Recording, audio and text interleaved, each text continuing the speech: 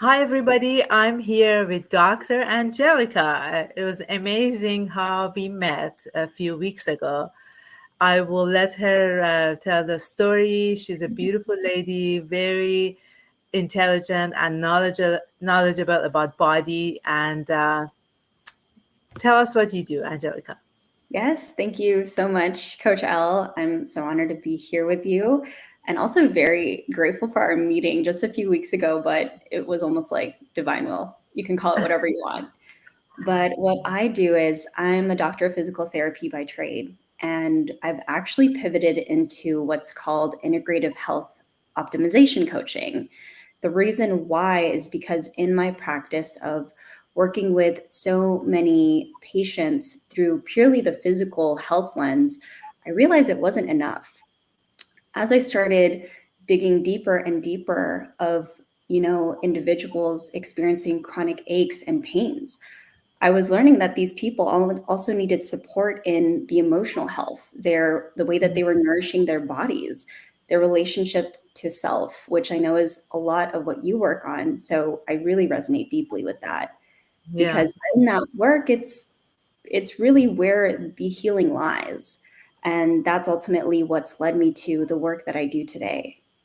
Beautiful. It is the connections. And I mean, as you said, when we met, I think our energies connected Oh my in a goodness. Yes. way. We sat down, we met at a networking event and we sat down, like, I don't know, we talked for 45 minutes, Yeah. like ignoring everybody what was going on around us. But we went to a deep conversation about the relationship itself and how it's also connected to our physical health. And today we're going to talk about that. I mean, as I always say in my lives and whoever I speak with, it's the foundation is the relationship that you have with yourself and how you feel your emotions and befriend your emotions Yes. on a daily basis. That will help you look at the pains that comes up any part of your body. And Dr. Angelica also in that space of understanding that when somebody comes to her office about, I don't know, back pain or whatever pain there is, so tell us, how do you kind of talk to them when they come and they have pain somewhere? Yes, absolutely. So I set aside about 60 to almost 75 minutes for a one-on-one session with my patients. This really allows me to make space and time for them to share about, their life outside of me just treating whatever symptoms that they're coming with. So, for example, I see many people with chronic neck pain and lower back pain. And I don't only ask them, okay, was there, a particular mechanism of injury, or did you throw your neck out while you were sleeping? Tell me, what are the biggest stressors, that you are dealing with right now? How is it that you are showing up for yourself and, the important people around you or lack thereof? And how can I support you so that these things don't have to feel so heavy? And I promise you, every single time we open up that discussion, Elle, it's almost like you feel the change in energy that that patient is experiencing, as if like a weight was just lifted off of them. Yeah. And the strategy that I do with my hands, the myofascial work, exercise, that's 10 to 20% of it. 80% is the energy and the mindset shift that you help provide and guide them through. So that is a little snippet of, how my sessions are so different with the individuals I get to work with. Yeah, it's amazing. So you do actually care about them emotional part of the patient, Huge. not just the physical part. And that's why you can help them, faster, more rapid. And then what you said at the beginning when you asked them those questions, when I ask my clients questions and when their eyes opens up, I can see and I can feel that I hit the right button, and it's going to open up themselves to a different way of thinking about whatever situation we're talking about. If mine is mostly that interaction with self and their life partner, the business partner, whoever, those interaction relational part. And yes, I see that in them Mm. too, because it's based on, I feel that it's based on the questions that you ask. And Right.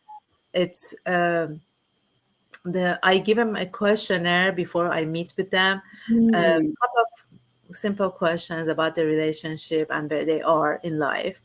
And based on that, it's I mean, now that I have learned that use my intuition when I Mhm. meet with them, then it's easier to ask, a few other questions and get to the space of where they are. Right. And those emotions, mostly on my people that I talk to, comes from those limiting beliefs that they have from their past experiences. Yeah. So, so powerful. Elle, yes. You mentioned the transition of trusting your intuition will guide you to ask the right questions. And, when you lead from that heart-centered space, because you care, you are going to get a little bit more inquisitive about things that really mean a lot to that patient or that person that they may not even recognize. And when you start to take out the layers, we realize that we all walk through life with so many different beliefs that may not have even been ours to begin with, that are limiting our own relationship and experience to how we live our lives.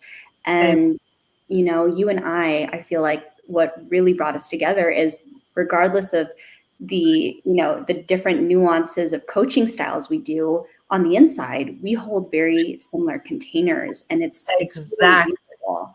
Yeah. ex- exactly. So this is what I do before even I meet my clients. Doesn't matter if it's on a weekly basis, the first time, whatever it is, I give myself like 15, 20 minutes of inner Mhm. work on myself so I can open that container uh, Right. to hold them, because I have to put my feelings, whatever I So mind, huge. aside and just like Yeah. open that kind container for them. And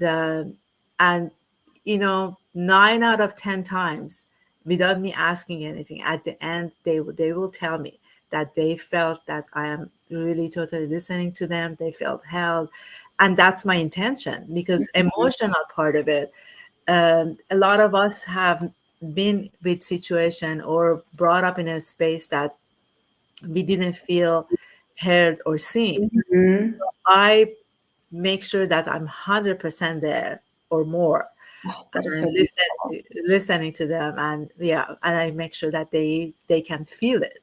Mhm. So that's, I think that's the first step to being of service, and that space of emotional part of you that is open to receive these Right. people that need your help. Oh, I'm sorry, my bird is here. It's okay. Hi. Oh, hello. Conversation is getting so good. She wanted to join too. I know her name is Love Love. Oh, hello, love, love.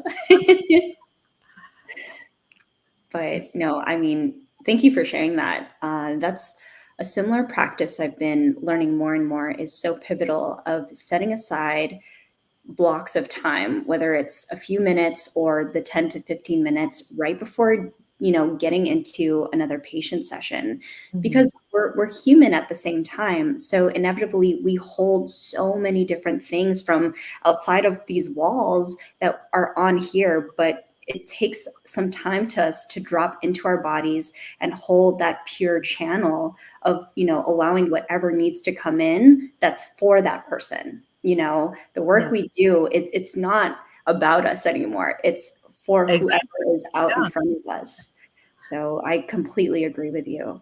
Yeah, I mean, that's why I think it works, and the patient or the client or whoever that I interact with or you interact with are in a best space, because they feel that. And Yeah. it doesn't matter if it's the pain of the neck or shoulder, or they have the pain that they have in their heart, but Mhm. that emotion part of it has to get recognized from the coach or the doctor in that session to be able to be healed. Yes. That's Oh my goodness. A big thing that I also wanted to note on that you mentioned is allowing people to feel seen and to feel heard and just acknowledged. You do not need fancy degrees to be able to hold that kind of space for people. And all these years, it's taken me 10 years of training. On the other side of all of that, I realized it was never about this, the complicated ABC soup after your name that dictates your ability to help and be of service. It is just your ability to be so dang selfless that you are simply there for that person. And I believe that that is the way that, people need to experience care, because, healthcare, which could be a whole other coffee and a half, has really, grown a lot of debate. And are we even experiencing that kind of care anymore? So it's beautiful that we are in this, what I believe we're in this paradigm shift of a lot of individuals like you and me who are recognizing this need. People need that kind of level of care and attentiveness. yeah, exactly. And I guess I don't want to go into the looking at the doctors, normal doctors that we Right. go and we'll see.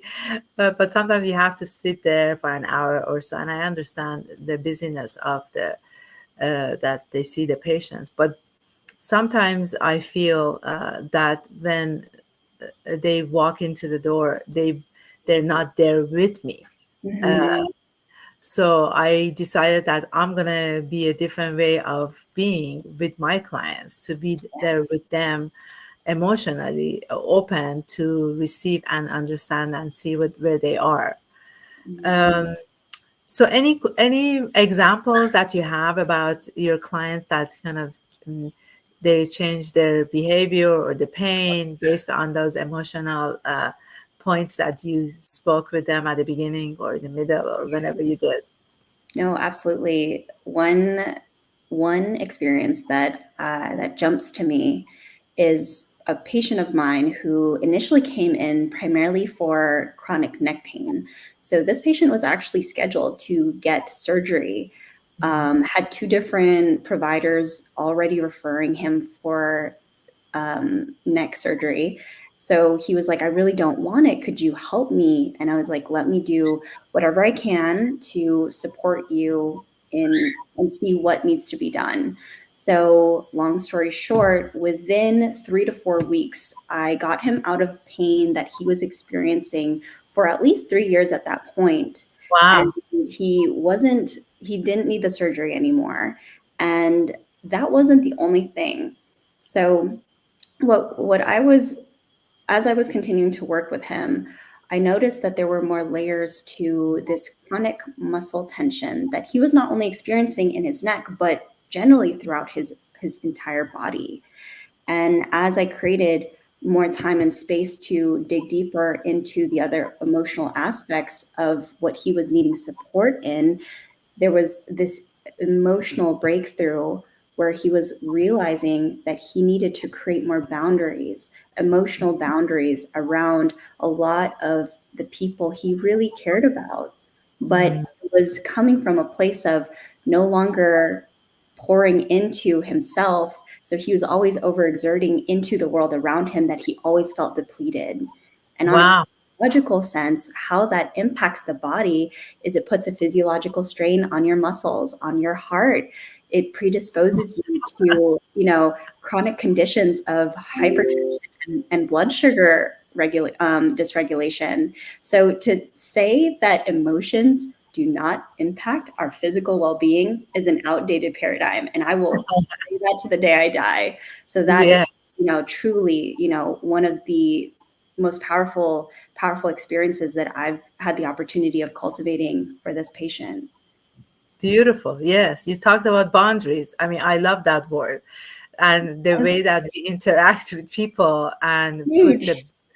the healthy, loving boundaries with anyone that we interact with, that's the way to be healthy and emotionally and physically. So maybe Next week we'll talk about boundaries and how it's affecting our body and emotions. That's a wonderful topic. Yeah, I love the cross section, intersection of those two topics.